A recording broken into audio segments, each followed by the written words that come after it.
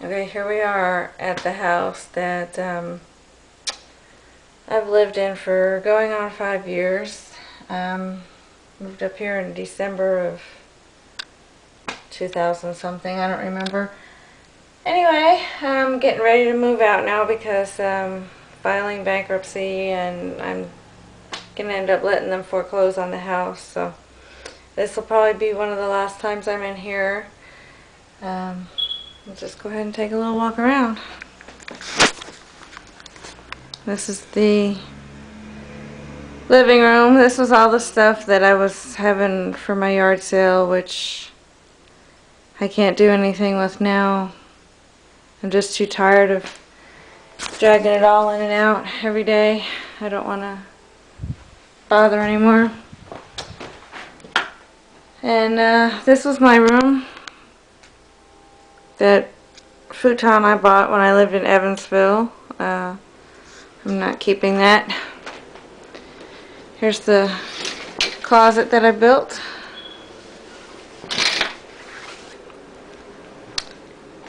And in here, I saw some people in Evansville one time in this house. They had written all over the walls, and I kind of thought that was a pretty cool idea. So it's been a tradition that everywhere I live, I've written something on the walls before I leave. And what I put in here in my closet is, I'll just go ahead and read it. It's a quote from Samuel Beckett. It's from one of his works. It says, "There were not many steps. I had counted them 1,000 times, both going up and coming down, but the figure has gone from my mind. Memories are killing, so you must not think of certain things, of those that are dear to you, or rather you must think of them, for if you don't, there is the danger of finding them in your mind little by little. That is to say, you must think of them for a while, a good while, every day, several times a day, until they sink forever in the mud." That's in order. And this poster right here, federal minimum wage, $4.25 an hour. Obviously that's pretty old. That is from 1991.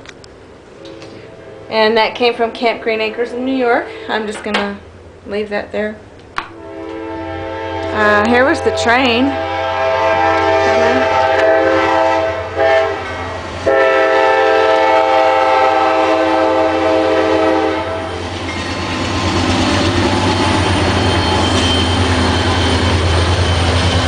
About 8 or 9 times a day this thing comes through.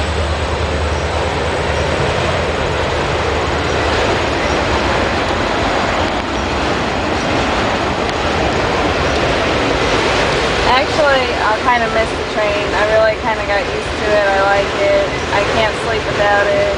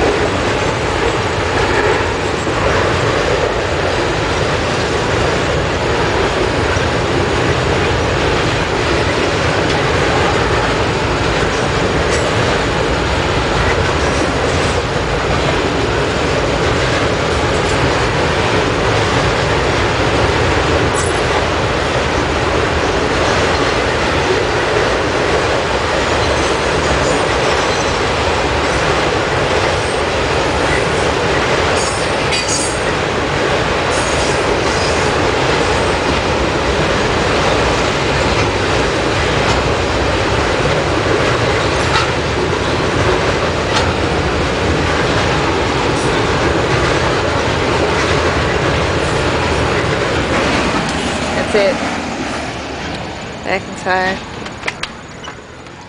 Interesting to note, this house was built in 1913, and the front part of it here, this front room, was the only existing structure at the time.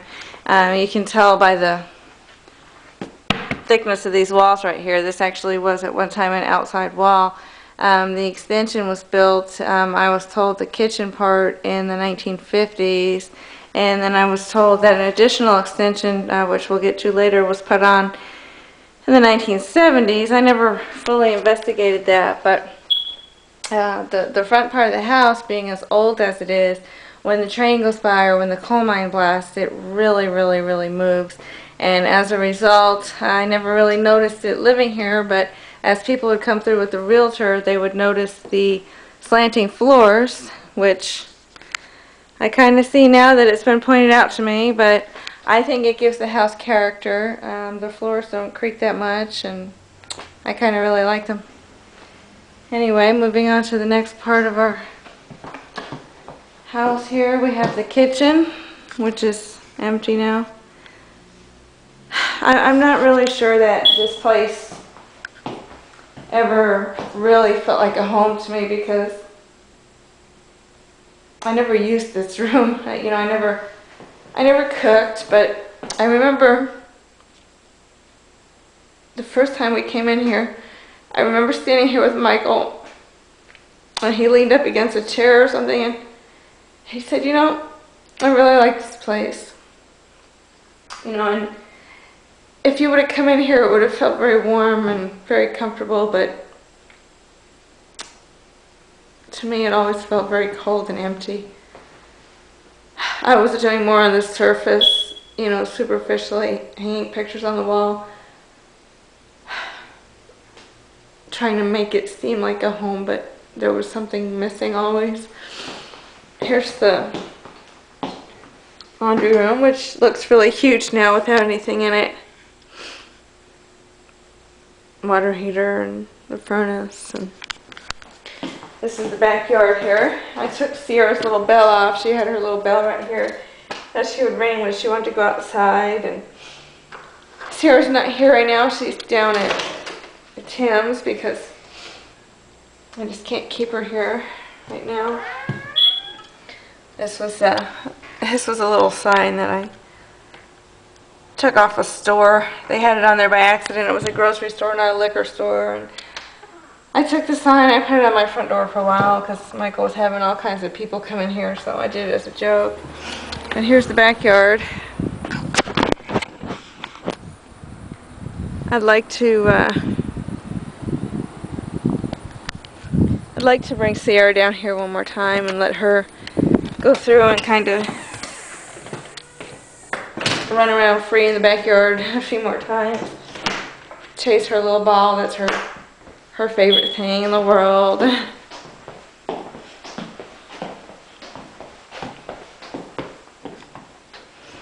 the hall. This was kind of like the library. This was full of bookshelves and Michael's books and my books that we used to have. Bathroom.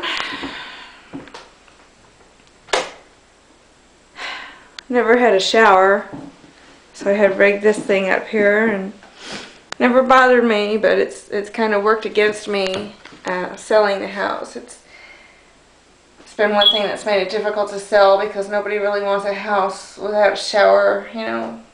Most of the people that have come in here said it would take a lot of work, but it never bothered me. I'm an easy person. I adapted easily.